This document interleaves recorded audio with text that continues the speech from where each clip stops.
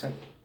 Pois bem, na aula de hoje nós vamos ter uma aula bacana sobre metodologia de história, ok? Beleza? Tranquilo? Todos me vendo, me ouvindo bem? Essa aula vai ser gravada, o pessoal pode assistir depois, tranquilo, né? A gente está cumprindo aí esse cronograma de aula, tá? E, enfim, eu vou seguir a aula direto hoje, sem intervalo, para que a gente otimize, né? Saia mais cedo e tudo mais, resolva o problema todo, né? De uma forma melhor para todos, ok? E quinta-feira será a nossa última aula dessa turma e é uma aula de metodologia de história, exercício, ou seja, a gente vai falar da teoria toda hoje e na quinta-feira a gente vai fazer os exercícios dessa matéria que a gente vai falar. Bom, a matéria é muito simples, meus amigos. Tá? Como assim, Anderson? Muito simples. É uma matéria que fala sobre o que é história, né? O que significa a disciplina de história, quais são as competências que devem ser trabalhadas em história, perfeito? Não necessariamente ela cobra conhecimentos de história, tá bom? E sim questões ligadas à própria metodologia, o método, não é? Bom, algumas situações a gente tem que colocar aqui. Primeiro, a história. O que é história? A história ela tem como instrumento principalmente o passado, né?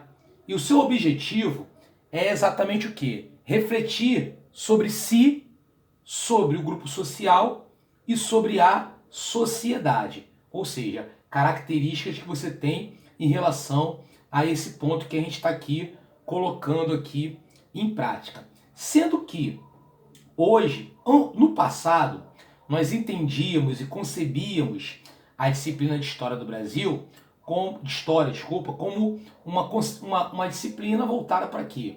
Para estudo cronológico, estudo de datas, estudos de personagens históricos no sentido de grandes personagens da história da humanidade, né? E hoje a gente começa a entender de uma forma diferente. Hoje existe um pensamento histórico social. Existe toda uma questão ligada a uma história social, que é uma história dos lugares, que é uma história das pessoas, tá? Então, um personagem histórico hoje, ele não é mais aquele personagem que a gente vê, imagina, Dom Pedro I, Dom Pedro II, Tiradentes, ou seja, apenas esses caras. O personagem histórico é todo aquele cara que tem a sua importância, né, naquela determinada história, né, naquela realidade ali que ele está vivendo. Perfeito? Então, a história ela visa basicamente isso, tá? Característica que você tem em relação a tudo isso que a gente está falando.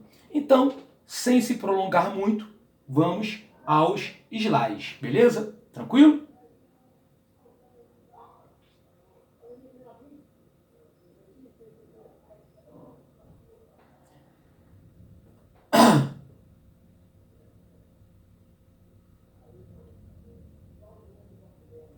Pois bem, meus amigos, então tá aí o slide pra gente, né?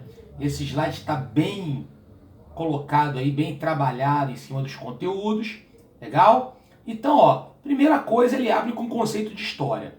Repara, o que é considerado história, né? Refletir sobre si mesmo, sobre o seu grupo social e sobre a sociedade, beleza? Além disso, nós temos que ter ideia do que? De problematizar a realidade, criar questões, perguntas, né, relacionadas à pesquisa, né? Ou seja, problematizar a realidade é o quê? Justamente você ter concepções em relações a o que ocorre na realidade, né? Até as relações que são subtendidas muitas vezes, né? Então, são criações de temáticas sobre a realidade que é colocada. E não aceitar a realidade como é imposta, ok? Então, são situações que você tem, tá? Delimitar o objeto de pesquisa, examinar o estado da questão, formular hipóteses, né? Perceber os sujeitos históricos envolvidos, que são os personagens que estão envolvidos naquela questão histórica que está ali, beleza? Verificar as hipóteses, organizar a exposição, redigir os textos com as conclusões. Então, a história é definida como que a ciência que estuda o homem no seu tempo e no espaço, ok? Ou seja, é um estudo voltado para o homem, sim, mas dentro do quê? Dentro do seu tempo, da sua época e no local, beleza? Agora, também pode ser definida como que a história inclui todo o traço e vestígio de tudo o que o homem fez, pensou desde o seu primeiro aparecimento sobre a Terra. Ou seja, basicamente é o que está sendo dito, né, na primeira frase. Bom, a história é uma ciência social que estuda a transformação da sociedade no decorrer do tempo. Então, meus amigos, o elemento fundamental de estudo da história, obviamente, é o quê? É a relação do homem com o espaço e o tempo, beleza? Principalmente em sua época, na época em que, né, ele viveu, perfeito? Bom, por que se estudar história? Por que ensinar história? Né? Então a gente tem aí a Constituição Federal da República, né, no seu artigo 246, e temos a LDB no seu artigo 26, beleza? Basicamente falam a mesma coisa, quer ver? O ensino da história do Brasil levará em conta contribuições de diferentes culturas, etnias, para a formação do povo brasileiro. E claro, a LDB, ela acrescenta a mesma coisa, colocando especialmente das matrizes, as principais matrizes que formam, né, a população brasileira. Calma, tem mais uma pessoa entrando. Opa, seja bem-vinda, Thelma. Vamos lá, voltar. Que é a matriz indígena, a matriz africana e a matriz europeia, ok? Então são características que nós observamos em relação à importância da história, né? Estudar as contribuições, né, das diferentes culturas, etnias e, claro, especialmente a matriz europeia, africana e tudo mais. Beleza? Tranquilo? Bom, esse quadro aqui, né, é um quadro clássico que todo livro de história tem, que é o quadro da independência do Brasil. Representa pelo menos a independência. Né? A gente sabe, inclusive, que esse quadro, essa cena não foi real, beleza? Mas ele está aí exatamente para quê? Para exemplificar como era o ensino de história e como está sendo o ensino de história hoje. Não é? O ensino de história que nós tínhamos era um ensino baseado em quê? Baseado nos mitos, baseado nos ídolos. Então todos nós aprendemos, né?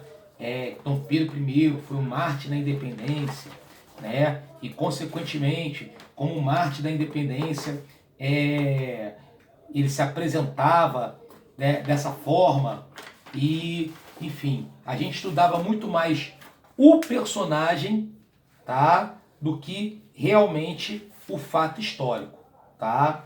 E não é o caso.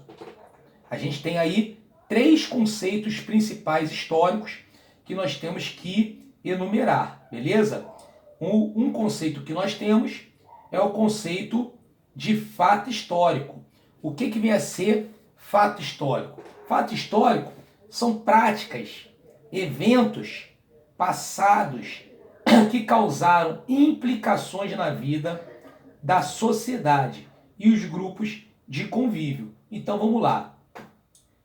Algo que aconteceu de importante para você, algo que aconteceu de importância para sua família, algo que de importante hoje é considerado sim um fato histórico, beleza? E não apenas a história no caso dos líderes, né? Como está sendo retratado aqui no mapa, né? Nesse minto, nesse quadro, né, que retrata basicamente o grito da independência, ok? Beleza?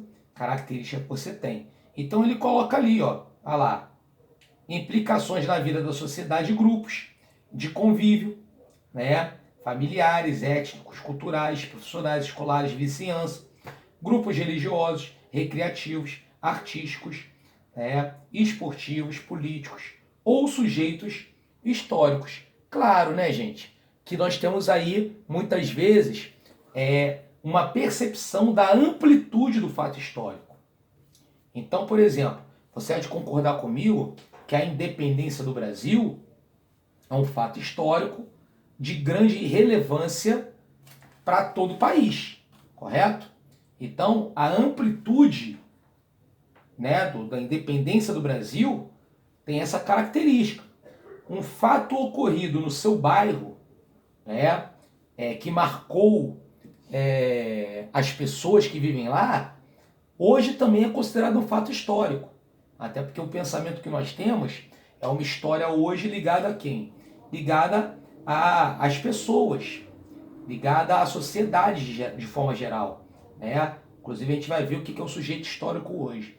Mas, claro, que a amplitude, né, desse fato histórico não pode se comparar, né, com a amplitude de um fato histórico que a gente pode considerar como uma amplitude nacional, ok? Tranquilo? Mas não deixa de ser fato histórico, ok?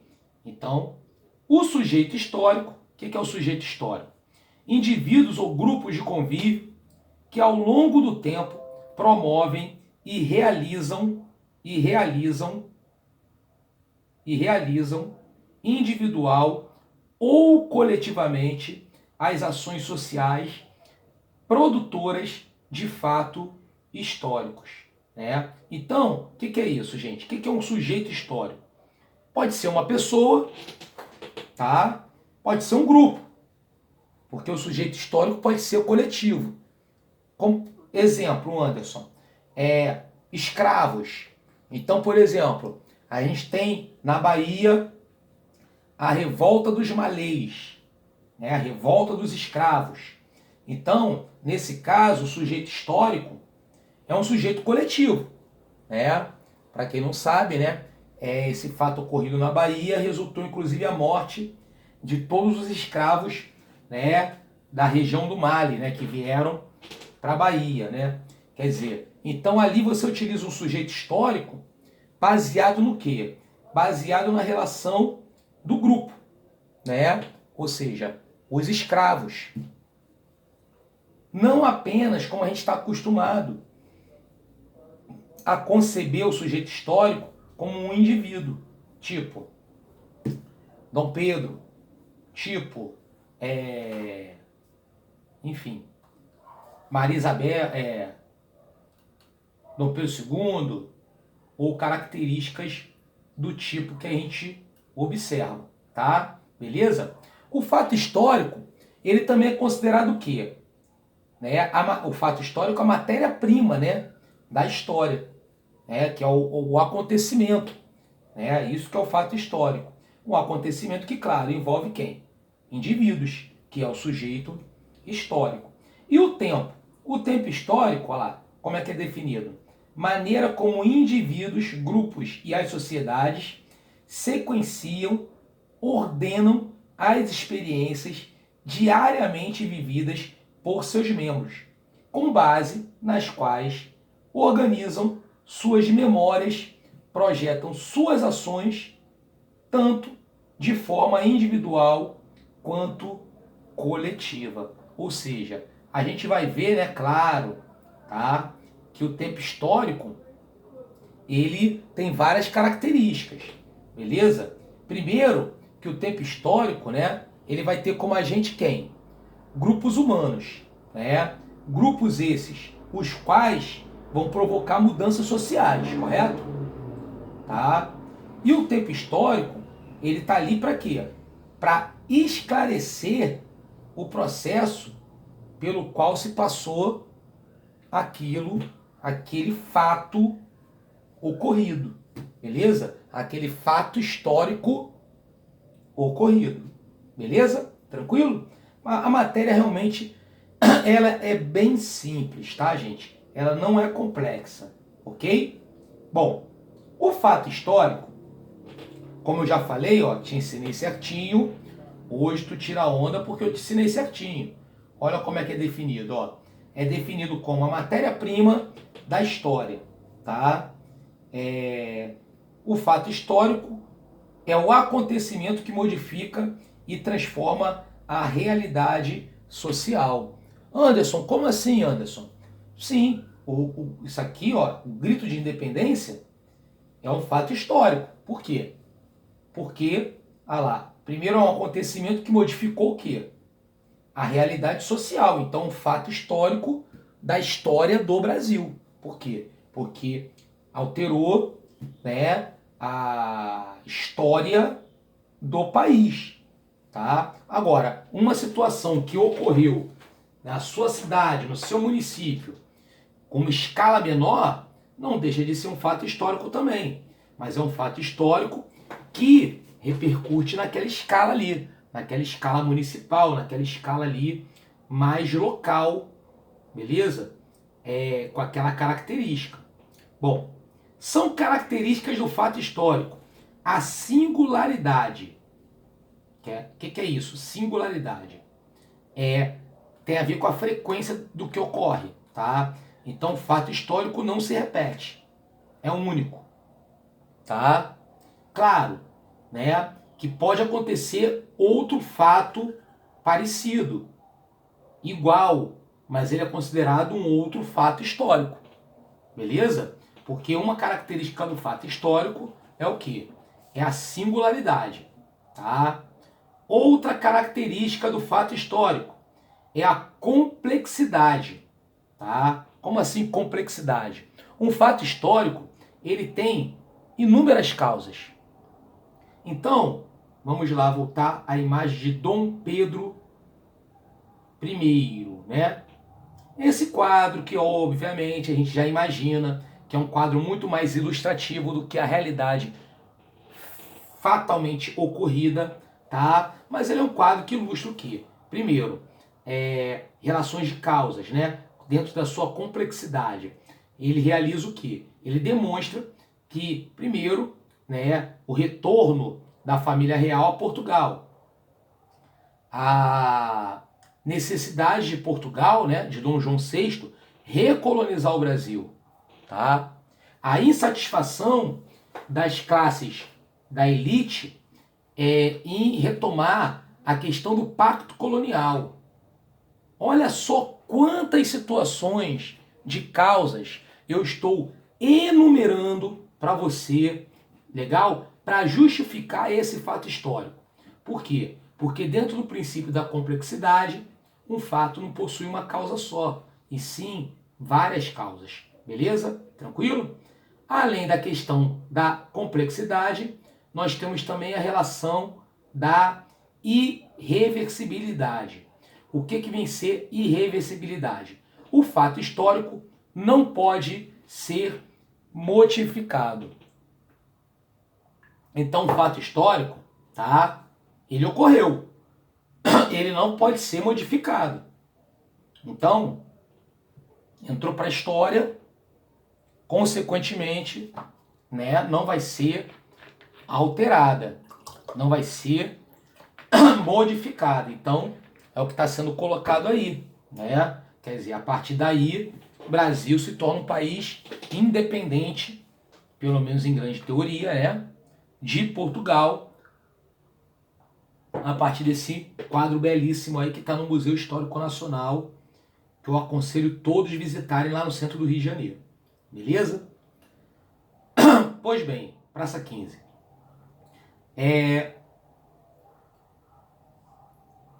Outra característica que nós temos do fato histórico é a temporalidade. Tá? Bom, o que é temporalidade? O fato histórico é fruto do seu tempo. Beleza? Tá? Como assim fruto do seu tempo? Ele é marcado de alguma forma. de algum tempo. Claro que a gente tem várias formas de entender o tempo, né? A gente pode falar de um tempo social, a gente pode falar também de um tempo cronológico, tá? Mas, quer dizer, ele ocorre num espaço e ocorre em uma época, ok? E claro, né, outra característica, né, é a relação da certeza e demonstrabilidade, beleza? Por quê? Porque um fato é uma afirmação histórica e, consequentemente, essa afirmação histórica, ela tem que ter base em quê? Fatos com base em fontes confiáveis, beleza? Tranquilo? A relação que você tem com essa característica do fato histórico, tá? Já o sujeito histórico, tá lá. Por muito tempo foram considerados sujeitos históricos somente pessoas ditas como importantes. Ó, te ensinei certinho, hoje tu tira onda porque eu te ensinei certinho. Repara o que ele disse aí. Ele disse que no passado era assim. Por quê? Porque nós estudávamos uma história baseada em mártires. O que é uma história baseada em mártires? Uma história baseada em ídolos, né? De idolatria, no sentido de idolatria mesmo. Então, próprio Dom Pedro I, próprio Dom Pedro II, né? Próprio Dom João VI, né? Enfim, próprio Pedro Álvares Cabral, enfim. E hoje a gente concebe a ideia de história como uma ideia muito mais ampla. Não apenas estudando sujeitos históricos ditos como importantes. Aí ele coloca lá, como reis, generais, políticos. Acreditava-se que somente esses personagens de destaque determinavam o rumo da história. Então a gente começa a entender que os rumos da história também são determinados por quê? Por uma história social e não apenas por ídolos, por mártires, por sujeitos e pessoas ditas, como ele coloca entre aspas, como importantes. Vai muito além disso. Vai muito além dessa concepção, ok? Beleza? Olha lá. Nas últimas décadas, porém, os historiadores mudaram essa ideia e passaram a considerar sujeito histórico toda pessoa que individualmente ou em grupo participa do processo histórico. Então, se você participa direta ou indiretamente daquele processo, beleza? Respeitando a sua amplitude, tá? Você é o quê? Você é um sujeito histórico, ok? Tranquilo? Então, vamos pensar assim, voltar naquele quadro, novamente lá, de Dom Pedro I, né? Parecendo que está fazendo um comercial de desodorante, botando o suvacão pro alto e gritando independência ou morte, né? Então, vamos imaginar que esse quadro realmente ocorreu. Então, esses personagens aí, toda essa galera que está aí, são personagens históricos, são sujeitos históricos. Inclusive, que eu acho mó barato isso aqui, ó, repara só. Esse cara aqui, ó, do cantinho, né? Que tá olhando assim lá, puxando a vaquinha dele, né? Porque teoricamente isso aí foi a margem do Rio Ipiranga. Olhando assim, assustado, como que quer dizer? O que está acontecendo, né? Era uma época que não tinha Google, não tinha internet, não tinha rede social, né? Mas ele, meio que direta ou indiretamente, também participou desse processo, correto? Tanto é que ele está aí na pintura. Então, obviamente, ele também é considerado, né, um sujeito histórico, tá? Claro. Algumas analogias você pode fazer em relação a ele. Mas Anderson, o personagem central é esse cara aqui. Sim, sem dúvida, né? Mas ó, quando você percebe esse sujeito aqui como um sujeito histórico, você pode conceber algumas críticas, né? por exemplo, o processo de independência do Brasil é um processo que interessou e alimentou muito mais a elite do que a classe popular. Até porque a classe popular, ela estava o quê? Ela estaria à parte de tudo isso. E é demonstrado claramente na postura desse rapaz aí conduzido aí os boizinhos, né? Beleza? Assustando. O que está acontecendo mesmo? Não sei nem quem é esse cara aí com essa espada pro alto, não é? É mais ou menos assim o que eu imagino que esse cara esteja pensando nesse momento, beleza? Bom, características que você tem em relação a esse ponto. Legal, gente? Bacana? Maneiro? Muito bem, né? Ah lá. Então, ó, só para afirmar mais um pouquinho, tá aqui dizendo, ó, sujeito histórico. O que é o sujeito histórico? Ele pode ser individual. Então, vamos lá. Um aluno, o professor, uma pessoa, né? Um político, tá? Ou coletivo. O que seria um sujeito histórico coletivo? Mulheres, tá? Escravos, operários, beleza? Então, por exemplo, a greve do ABC paulista, né? Que desencadeou ali, né? Todo aquele movimento social, que é onde apareceu a história política do ex-presidente Lula, correto? Claro, personagem histórico, um sujeito histórico é o Lula. Mas aquela galera que estava lá também são os sujeitos históricos, beleza? Então, quando a gente fala assim, a greve dos operários do ABC, a gente está tratando de um sujeito histórico coletivo, ok? Tranquilo? E aqui, ó, tem exemplos, ó. Então, esse cara que está aqui seria, né, se estivesse participando de um fato histórico, né, um sujeito histórico individual. Aqui já demonstra já uma realidade de sujeitos históricos coletivos. Por quê? Porque a gente já está entendendo aqui a relação dos escravos, né, como viviam os escravos aqui no Brasil. Esse quadro aí provavelmente foi pintado por Rogendas, né, ou Debré, né, ou Debré,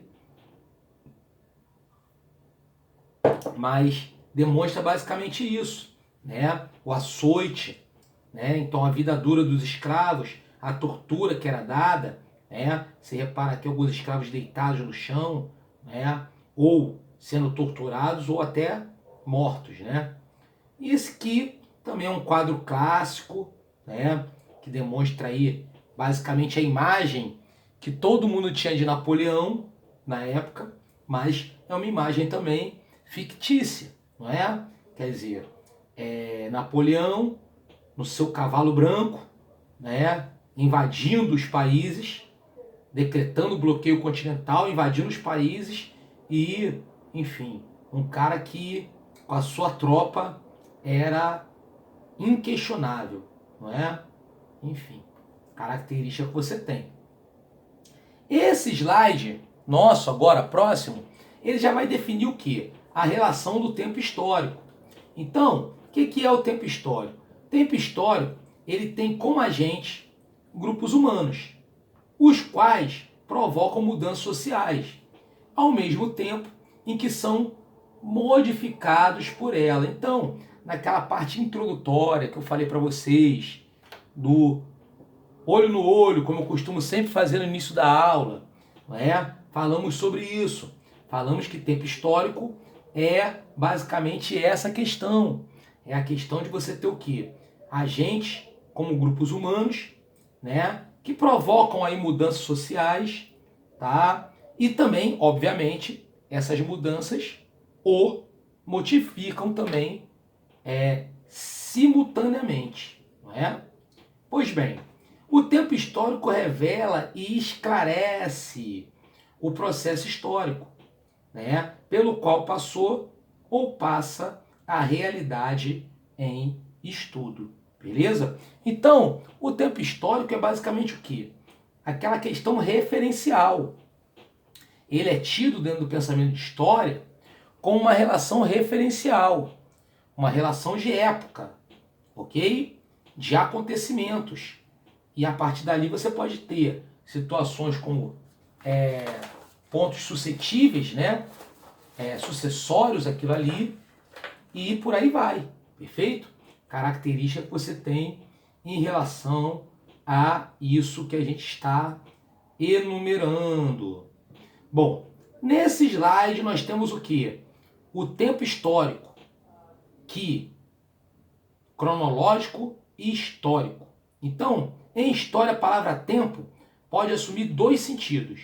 Então, quando a gente fala tempo, mesmo dentro da disciplina de história, você pode conceber de duas formas essa relação do tempo, né? O tempo cronológico, tá? Deixa eu permitir aqui a entrada aqui de mais uma pessoa que está solicitando, né? O tempo cronológico ou o tempo histórico, beleza? Tranquilo? O tempo cronológico, ele diz respeito ao quê? A relação de medição do tempo. Então, por exemplo, calendários, presente, passado, futuro, é a relação cronológica, tá? E o tempo histórico? O tempo histórico, ele já diz respeito ao quê? Ao registro de uma época, a seus costumes, né? A relação de você, numa mesma cultura, conviver muitas vezes com vários tempos históricos. Então, o que acontece? O que nós podemos enumerar aqui nessa relação de tempo histórico? Justamente o quê? Como um registro de uma época de costume.